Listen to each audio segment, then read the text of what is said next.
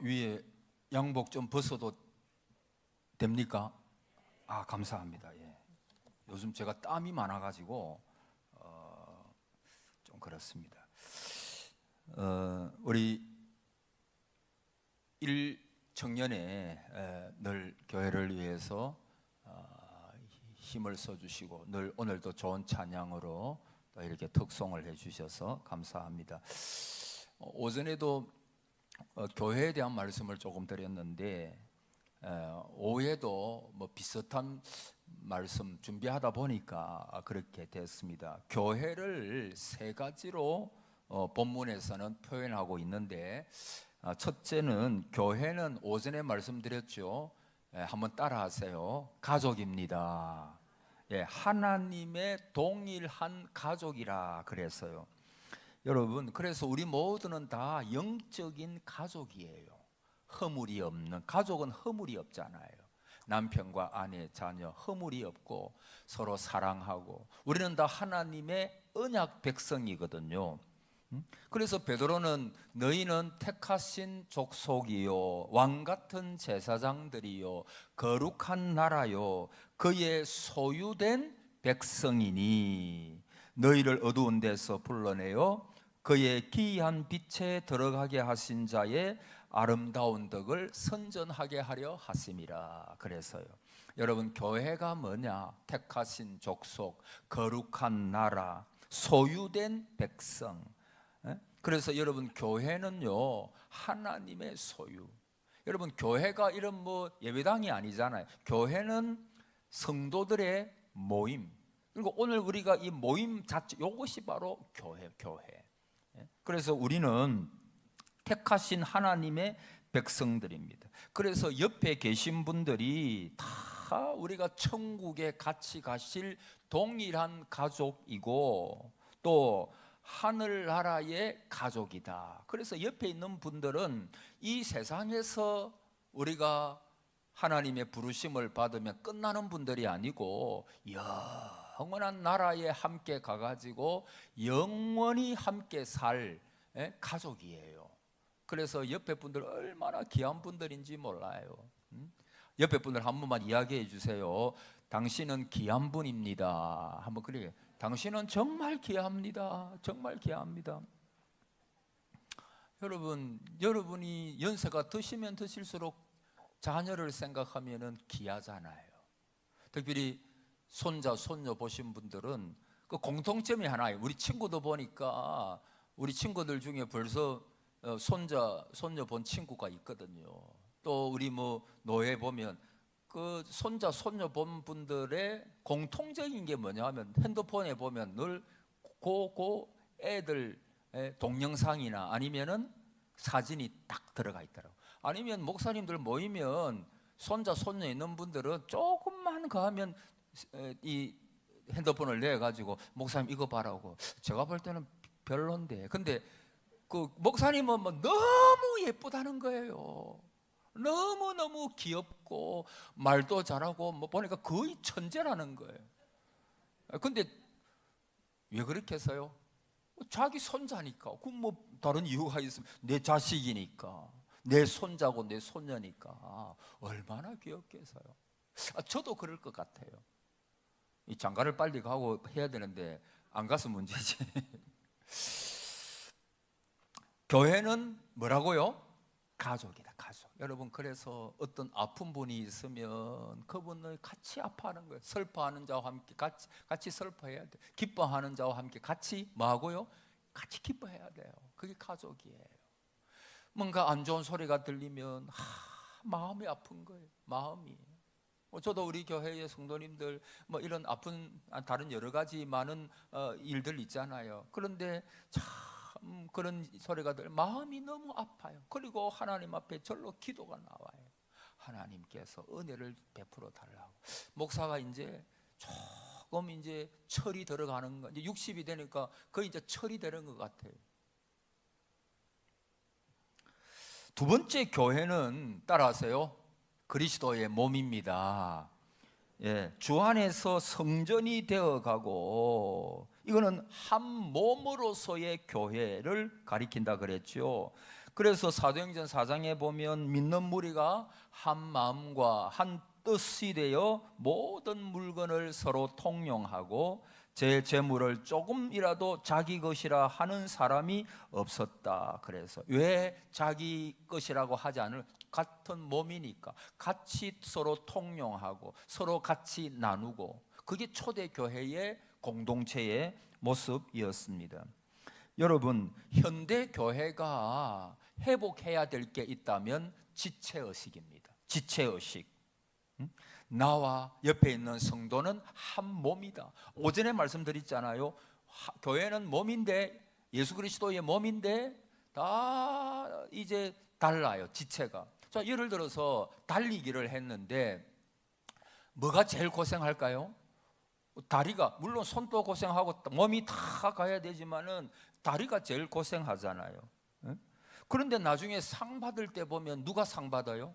손이 상 받아요. 손이.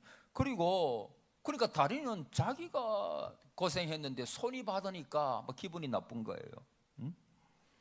맛있는 것도 제일 먼저 손이 가가지고 집잖아요. 그래서 이 다리가 기회가 오면은 이 손을 한번 차버려야 되겠다, 그렇게 생각을 했어요. 별로입니다. 근데 발이 가시에 찔리면 뭐가 제일 먼저 옵니까? 그 손이 제일 먼저 오잖아요. 손이 와가지고 가시를 빼주고, 손이 와가지고 그리고 약을 발라주고, 그렇게 하는 거잖아요. 여러분, 지체가 바로 그겁니다. 한 몸은 서로를 돕는 지체예요. 여러분, 교회가 이런 지체 의식을 가질 때 교회는 저력 있는 교회가 됩니다. 큰 교회가 아니더라도, 그리고 그리 사이즈가 크지 않아도 그 교회 안에 한 마음과 한 뜻이 돼 가지고 모든 일들을 해 나가면 뭐가 겁이 나겠습니까? 그렇지 않아요. 여러분, 가정도 마찬가지예요. 가정도 고난이 다가올 때 남편과 아내와 자식들이 똘똘 뭉쳐가지고 함께 하나님 앞에 간절히 기도하고 서로를 격려하고 할 수 있다 하고 그러면요, 그 가정이 살아날 수가 있어요. 하나님께서 반드시 역사하셔서 그 가정을 다시 일으키시고 회복시켜 주실 거예요. 교회도 마찬가지입니다. 여러분, 어려워서 힘든 일이 많아서 사탄의 공격이 많아서 교회가 어려운 게 결코 아닙니다. 왜 교회가 어려운가? 하나가 안 되니까, 뜻이 안 맞으니까 그 교회가 어려운 거예요. 여러분, 한국 교회에 다투고 이런 교회가 진짜 많습니다. 너무너무 많아요. 그런 거 보면 너무너무 가슴이 아파요. 여러분, 우리 교회는 주님 오시는 그날까지 화평한 교회 되기를 축복합니다. 싸움이 없고 서로 인정하고 격려하고 사랑하는, 오전에 말씀드린 대로 돌봄 공동체, 서로 돌아보는 공동체, 그런 공동체가 되어야 돼요. 세 번째, 교회는요, 성령의 교제가 있는 교회예요. 성령의 교제. 22절, 너희도 성령 안에서 하나님이 거하실 처소가 되기 위하여 그리스도 예수 안에서 함께 지어져 가느니라. 여러분, 성령이 하시는 일이 뭐죠? 하나님의 백성을 불러가지고 중생시키시고 믿음으로 의롭다함을 입게 하시고 하나님의 양자로 입양시키는 일을 하고, 그리고 교회 안에 내주하시면서 서로 코이노니아, 서로 아름다운 교제가 나눌 수 있도록. 여러분, 그래서 우리가 잘 하는 말로, 여러분, 성령은 한 성령입니다. 그래서 그분과 A라는 분과 B라는 분이 어떤 걸 가지고 기도하면요, 성령은 반드시 그 일에 대하여 역사하시는데, 성령님은 한 분이시구나, 그분께서 동일하게 두 분에게 역사하고 계시구나, 그것을 보여주실 때가 너무너무 많습니다. 여러분, 성령은 성도들이 서로 아름다운 교제 속에서 살아갈 수 있도록 성령께서 역사하시는 거예요. 여러분, 우리는 교회를 사랑해야 됩니다. 그리고 이 복음을 잘 지키고 간수해야 합니다. 그리고 이 복음을 예수님께서 땅끝까지 이르러 내 증인되라, 그렇게 말씀하셨잖아요. 여러분, 교회를 교회되게 하는 것은 하나님이거든요. 왜? 하나님의 교회니까. 그래서 바울은 뭐라고 말했느냐 하면, 나는 심었고 아볼로는 뭐를 주었어요? 물을 주었고 오직 하나님은 자라나게 하셨나니, 오직 자라게 하시는 이는 예수님이시라, 하나님이시라, 하나님뿐이니라. 여러분, 교회가 질량적으로 자라게 하시는 분도 하나님이고, 교회에 화평을 주시는 분도 하나님이고, 교회 안에 서로가 하나 되게 하시는 분도 성령님 하나님이시고, 성령의 하나 되게 하심을 힘써 지켜. 여러분, 우리가 회의하거나 어떤 일을 할 때 조금 의견이 나눠질 수가 있죠. 다 생각이 다르니까. 그러나 여러분, 진리가 아니면, 진리 문제가 아니면, 틀릴 수 있으면 양보하세요. 한번 따라하세요. 진리 문제가 아니면 양보하자. 양보하세요. 진리 문제가 아니면. 여러분, 서로 다투다 보면 거기에 내 감정이 올라와 가지고 나중에는 감정 싸움이 되는 거예요. 감정 싸움. 그리고 막 분파가 이루어져 가지고 나중에는 큰 교회의 싸움이 되고 문제가 되는 경우가 너무너무 많이 있는 것을 제가 보았어요. 교회 성장은 하나님의 뜻이고, 여러분, 하나님은 교회가 건강하기를 바라십니다. 병들거나 위축되기보다는 건강하고 성장하기를 원하십니다. 여러분, 교회가 성장하는데 첫째는 질적인 성장이 있죠. 질적인 성장. 이거는 성도의 서로의 관계가 성숙되고 한 분 한 분의 신앙이 자라고 복음을 받지 못한 사람들을 향한 마음이 자라는 거예요. 그래서 니코스 카잔스키라고 하는 분은, 주여, 지옥이 존재한다는 사실을 알면서도 제가 어찌 천국을 즐길 수 있겠나이까? 주여, 저주받는 멸망의 인간들을 불쌍히 여기시어 천국으로 구원해 주시든지, 아니면 저를 지옥으로 보내 고통받는 형제들을 위로하게 하소서. 그리고 만일 그들의 고통을 덮어줄 수가 없다면 저를 지옥에 남아 이웃과 고통을 나누게 하소서. 근데 여러분, 근데 사실 전에 어떤 목사님 설교를 듣는데 그분이 이런 이야기를 하더라고요.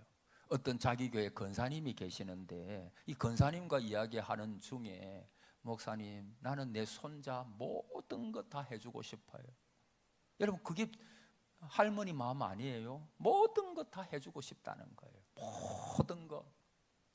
근데 목사님, 나는 한 가지는 못한다 그러더라고. 그 목사님에게 한 가지는. 그 한 가지가 뭐냐 하면은, 만약에 내 손자가 지옥 가는데 내보고 대신 가라 하면 나는 절대 못 간다.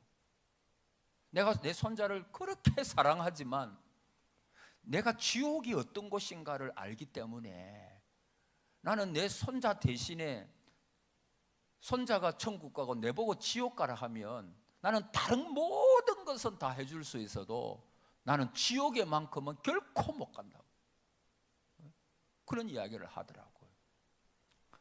여러분, 그 사실입니다. 여러분 또 물론 바울과 모세가 우리 동족이 돌아오지 않으면 내 이름을 생명책에서 지워버리십시오 그래 했는데, 그 사실 그게 무서운 기도예요. 무서운. 그만큼 동족을 사랑하는 마음이 있다 그 말이겠죠. 그러나 여러분, 아무리 억만금을 이 땅 위에서 살 때 준다고 해도 지옥에 억만금을 받고 지옥에 대신 가라 하면 여러분 가시겠어요? 그 지옥이 어떤 곳인가를 우리가 아는데 죽어도 못 가지. 죽어도 못 가지. 근데 아까 그 카잔스키의 말은 그만큼 멸망받을 자들을 바라보는 그 눈들이 이제 열렸다는 거예요. 성장한다는 거예요. 질적으로 신앙이 자란다는, 영적으로 보는 눈이 자란다는 거예요. 여러분, 세월이 가면 갈수록 저와 여러분의 신앙이 이 질적으로 성장해 가야 돼요. 점점 하나님의 관점으로 볼 수 있는 눈들이 열려야 돼요. 여러분, 어떤 관점으로 보느냐, 그거 중요합니다. 예를 들어서 이스라엘 백성들이 출애굽기 14장에 보면 이제 애굽에서 나왔습니다. 그리고 출애굽하고 나서 홍해 앞에 다다랐습니다. 홍해 앞에 딱 섰는데 백성들은 원망하기 시작합니다. 왜냐하면 앞은 홍해고 뒤는 애굽의 군대가 쫓아오니까 이제는 완전히 도관에 던집니다. 어떻게 할 수가 없습니다. 그러니까 인간의 관점으로만 보던 이 백성들은 그냥 뭐라고 원망합니까? 아니 애굽에 매장지가 없어가지고 우리를 여기까지 와가지고 죽이려고 하느냐 하면서 막 원망, 불평, 막 낙담하는 말, 부정적인 말 막 해나갑니다. 근데 아니요, 누굽니까? 모세는 하나님의 관점으로 보는 거예요. 하나님의 관점으로. 하나님께서 반드시 가나안 땅에 우리를 인도하실 것을 약속했거든요. 하나님 약속하시면 반드시 이루어지거든요.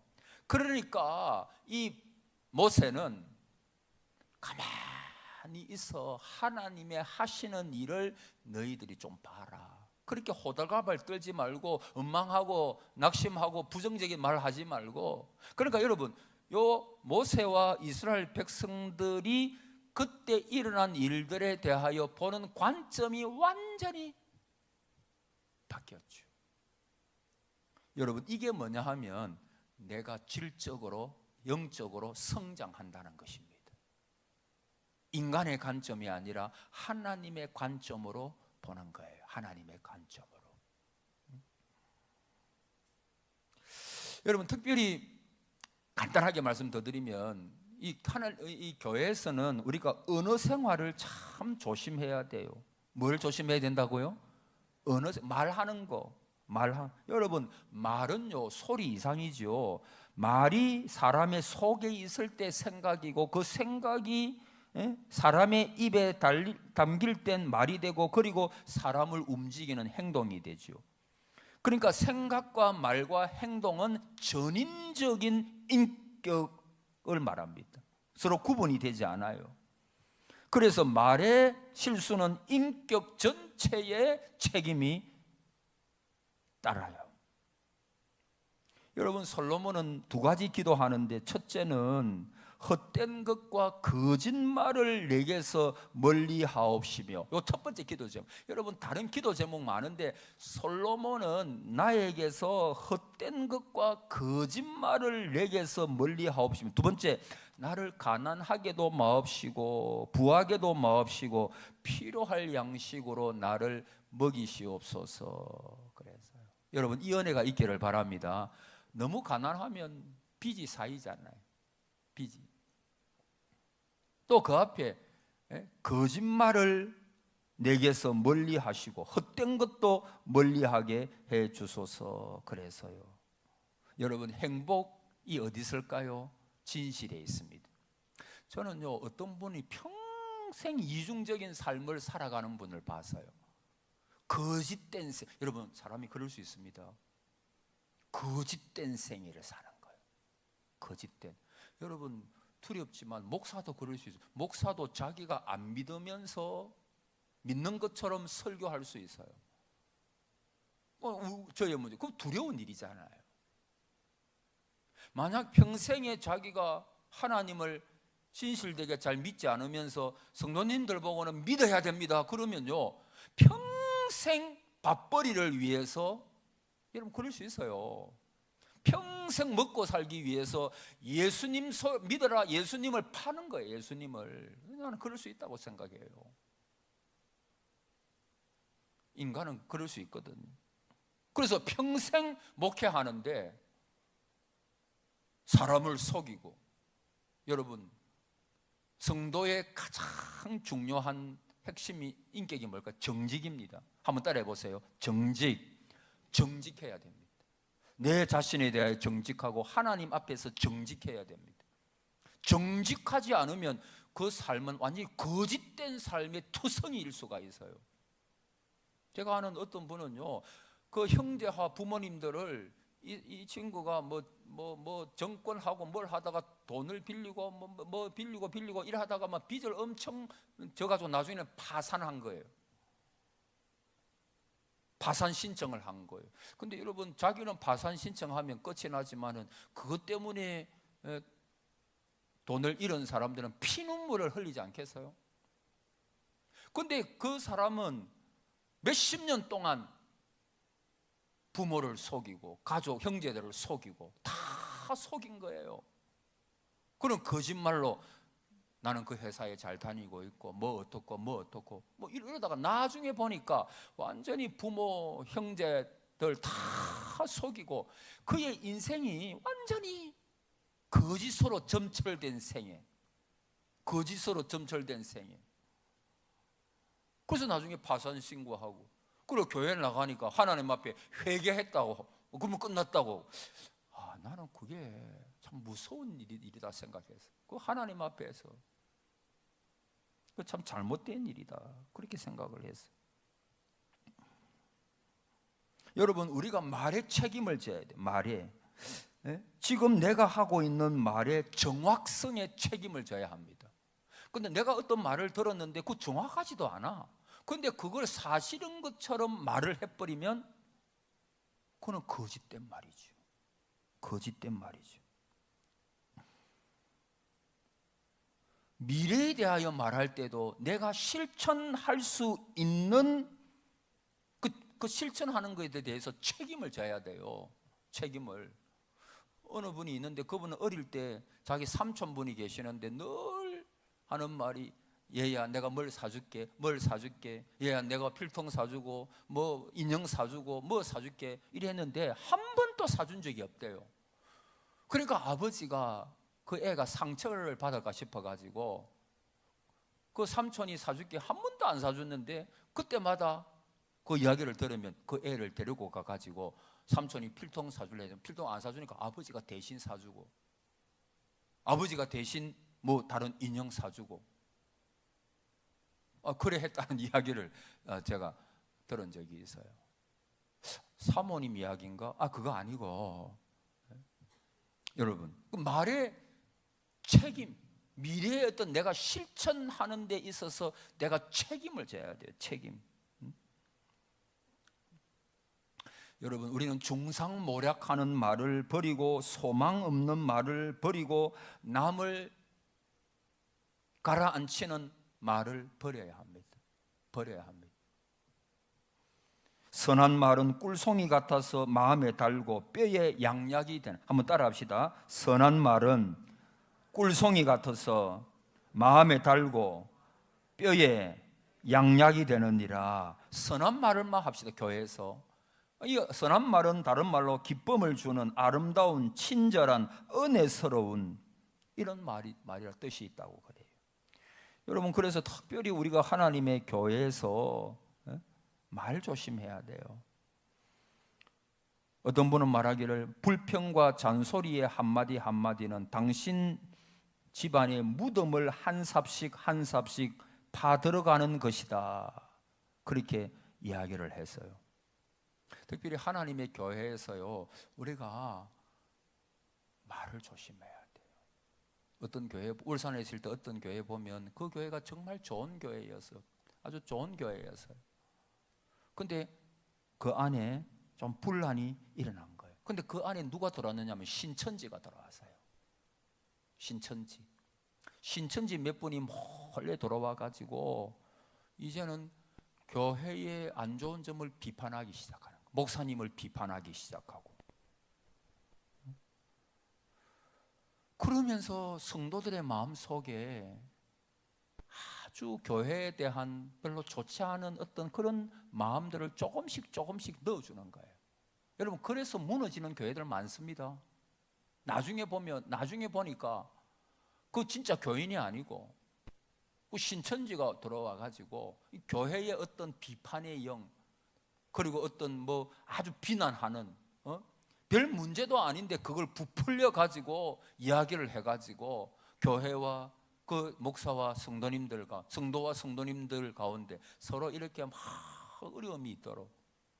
그래서 나중에 여러분, 한번 교회가 무너지려고 하니까 교회를 든든히 세워나가는 것은 참 어려운데 시간이 오래 걸리는데, 한번 이게 무너지니까 순식간에 교회가 무너지는 것을 봤어요. 여러분, 하나님은 위로의 하나님이거든요. 위로. 여러분, 천국은 어떤 곳입니까? 모든 뭐를 닦아주십니까? 눈물을 닦아주시는. 하나님은 친히 그들과 함께 계셔서 모든 눈물을 그 눈에서 닦아주신다.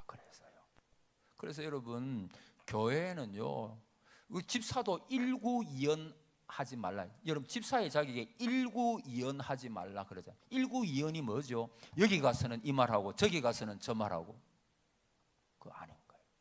그러니까 여러분, 여기서 이 말하고 여기서 저 말하면 그 당사자 두 사람이 완전히 서로가 싸우도록 말이죠. 감정이 좋지 않게 되도록 그렇게 만드는 거거든요.